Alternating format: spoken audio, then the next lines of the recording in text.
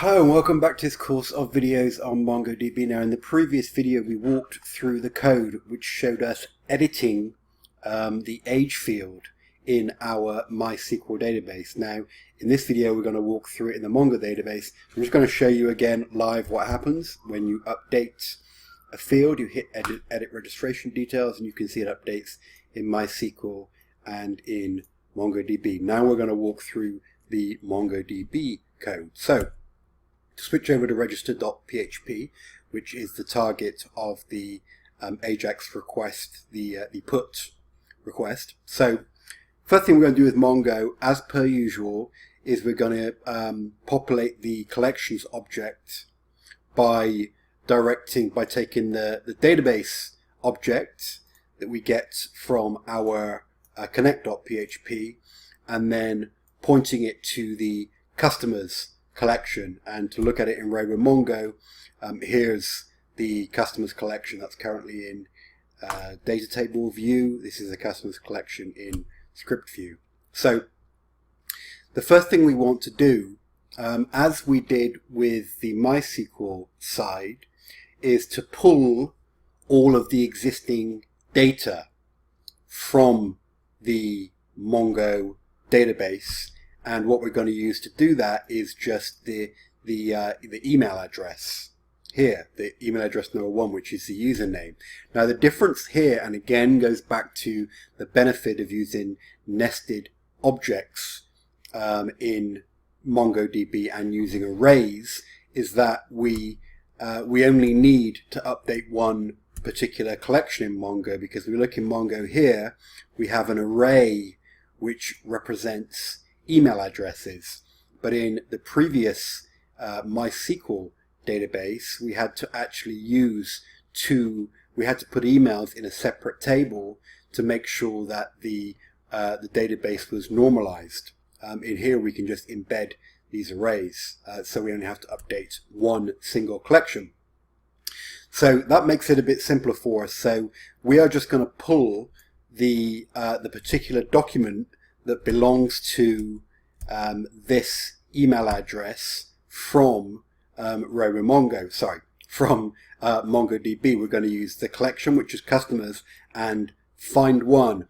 Now, find versus find one, it's better to use the one on the end of every method that you can, because if you remember back to previous lessons when we were looking at query performance, the less records that Mongo needs to look at before returning the object, the better. So with find one, as soon as it finds the document with the email address of this, it's going to stop and return the object. If you just use find, then it's going to keep going through all 13 records and only return once it's looked at all 13 records. So that's why it's always better to use find one. So what this line of code is going to do is it's going to pull the particular document from our MongoDB database, and that document is the final one, which is this particular document here with an ID of 13. You can see there is the email address. So once we have that document, we are then going to pull all of the variables from that document. We want all these individual fields from this document. In order to do this, we're just simply populating them into the PHP variables here using this simple notation to get the properties from the document. A little bit more complicated, obviously, because the email is an array, even if it has a single value, as it does in this case. It is an array. So what we have to do is to check if the email too exists. So I'm just looking if it's set the first value of the email array, which is actually, because it's 0 based, the second one, if it exists, it's populating that into email db2. In this case, it doesn't have a second one, so that code would be skipped and email db2 would just be left blank. But suffice to say, we're populating all of these variables in PHP from the existing Mongo document. Once we have that, as we did previously, we are comparing the value that is submitted by the user, which for my age would be 33, versus what is returned from the database. So we're doing it for all of the fields, comparing all the different fields to see if there's any differences. The only one that we did change was age. So here the age that was submitted by the user was 33. The age that was returned from the database was originally, it's 43 there.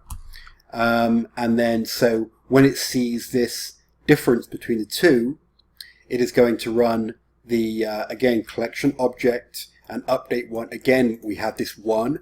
I'd rather run update one than update again to make sure that Mongo has to look at less records and the query is taking up less processing power. But what it's going to do is it's going to use the ID field, which is our primary key here, which we've previously pulled from database. It's going to say where ID equals 13. It's going to set age of the age value that the user submitted, which was 13. Which is 33. So just to validate that this is working, I'm going to change this back to 43, edit this, and just refresh. You can see that the age stays at 43. Then I'm going to run, put in 33, edit, and you can see it's come up that it's successfully edited Mongo to 33. And if I go back to my RoboMongo, you can see currently we're at 43.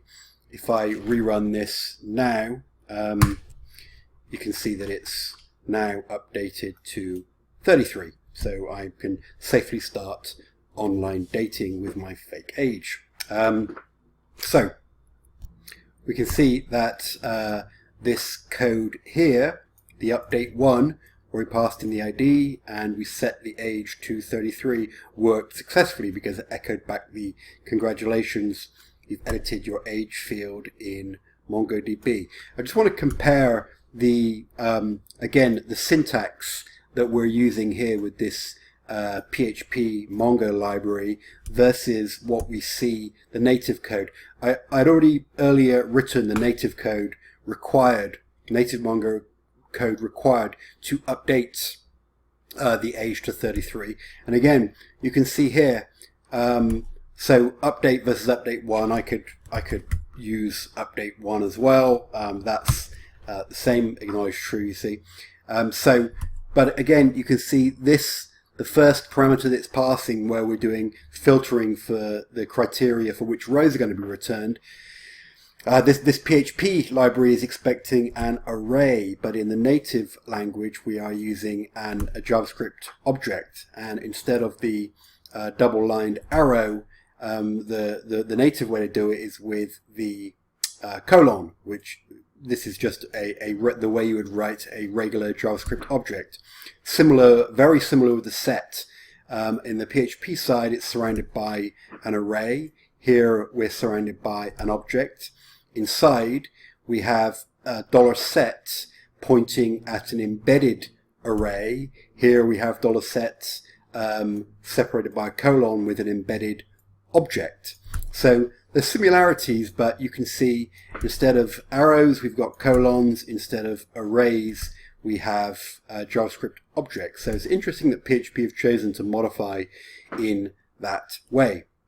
So now we have successfully edited our data, and I've edited my age. We're now going to look at delisting, so deleting the data from both the Mongo and MySQL database.